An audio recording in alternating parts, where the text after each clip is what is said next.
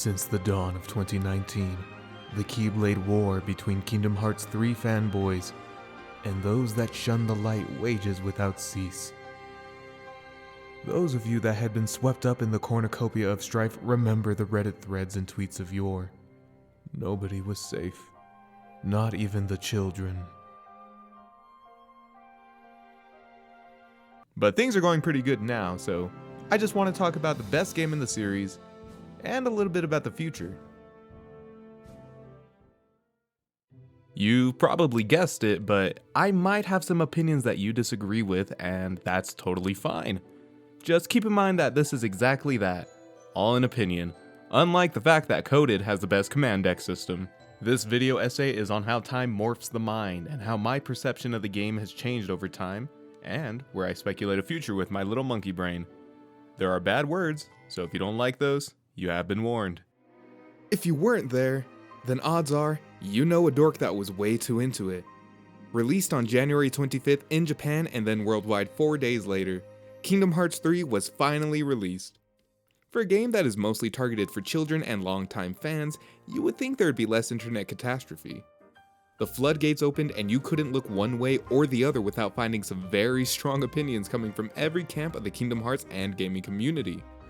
I'm also going to say this, if the game had not had an engine change, came out in 2016 and played the way it does, nobody would be mad about it.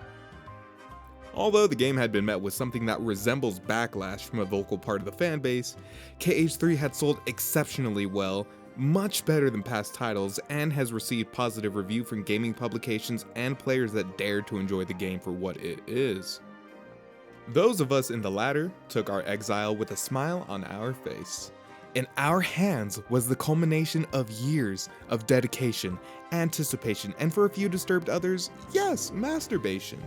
But for a singular moment, everybody that inserted their disc into their PS4 or those on Xbox that were extremely confused the game they put in was not NBA 2K or Halo. Gotta tell you, getting names right is not my thing. The feeling of, I'm actually playing Kingdom Hearts 3, holy shit. Ven! Terra, we found you! Terra, please say you're in there.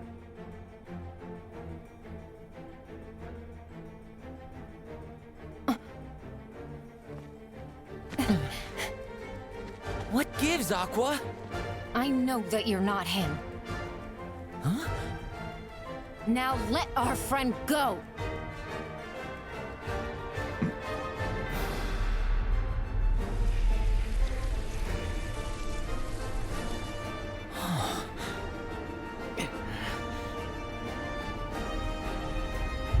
He is their 13th.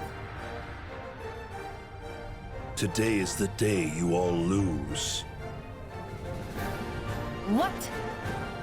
Before you even face the 13, every last one of you will be torn heart from body. But fear not. The Keyblade will still be forged. We're not gonna lose to you.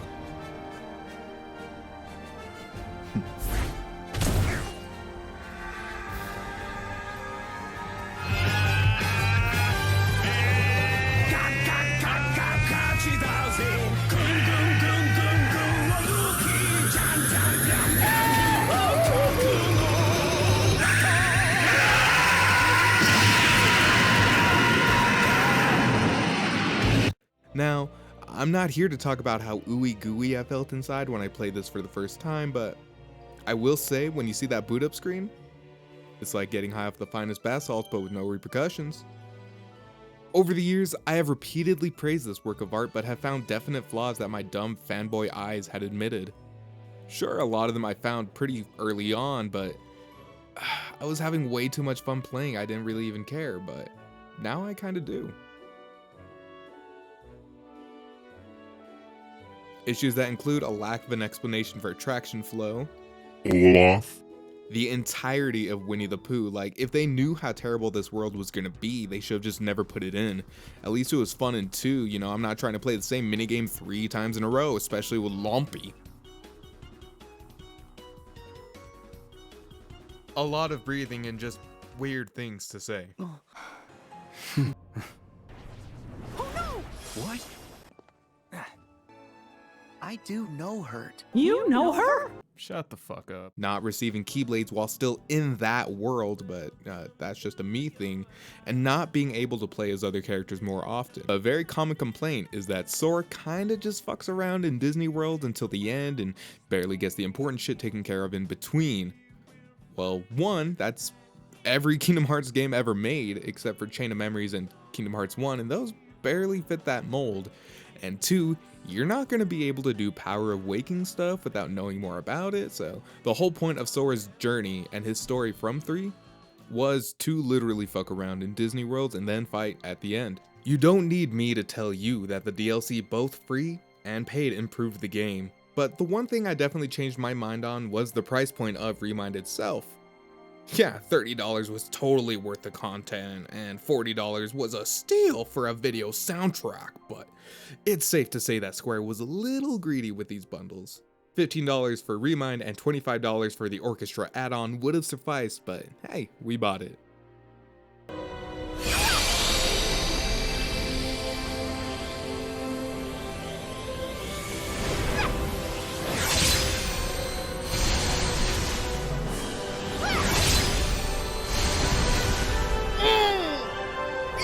Personally, I'm gonna say that I'm much happier to play the final mix version of Kingdom Hearts 3 for half off and 1 year after release, as opposed to buying a whole new copy years after its original release.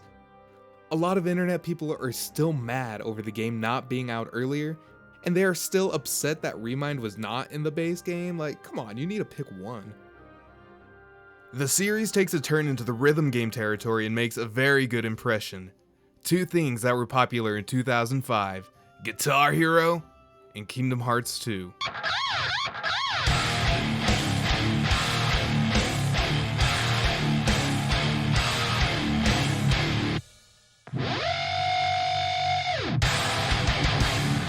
People talk more positively about this game than 3, and that's probably because it didn't come out almost 6 years after being announced. Melody of Memory builds upon events that happened from 3 and Remind, while also being a retelling of Kingdom Hearts up until that point. The World Ends With You is obviously becoming a tertiary presence, rearing its head into the rectum of the series that we've only known as Final Fantasy and Disney. It gives us the question of, is there enough room? Seemingly, the replacement is already underway, and everything from the shoehorning of the Hollow Bastion Restoration Committee into Remind, and the conspiracy theory of 3's box art and The World Ends With You's newest entry would seem so, but I have my doubts. Sure, we barely saw any Final Fantasy in Kingdom Hearts 3, but did we have to? Sure, it would have been nice, but that's just it. The game didn't need to, but it was kind enough to give them something to do in Remind while they weren't in Midgar or doing other things. The World's Ends cast is not going to replace Final Fantasy anytime soon. And if it does, then oh well. Another takeaway with this is that the franchise desires to branch into different genres. With Dissidia originally going to be a Kingdom Hearts entry in its early stages of development, the obvious hole for a fighting game can only be filled by Sora's shoes, and that's the truth. Like everybody else, I will say that an Arc Systems co-developed 2D fighter would be one of the greatest things to bless the earth.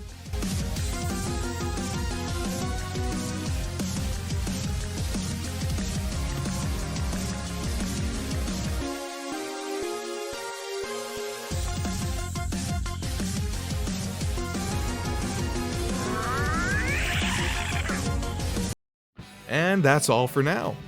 I just wanted to talk nerdy for a little bit and about my favorite thing in the whole wide world. Now, if you hate Kingdom Hearts 3 with a passion and you think 2FM is the crowning achievement in JRPGs, then cool man, go you, that's so rad. And if you're just curious on what KH3 is, and you watch this, then I'm so sorry, and I hope the YouTube algorithm shows you something that's a lot less dumb. And finally, if you're somebody that actually enjoyed this, thank you so much for giving me your time and attention, and I hope that I could put at least one smile on your face or, get you thinking about the best video game of the whole series.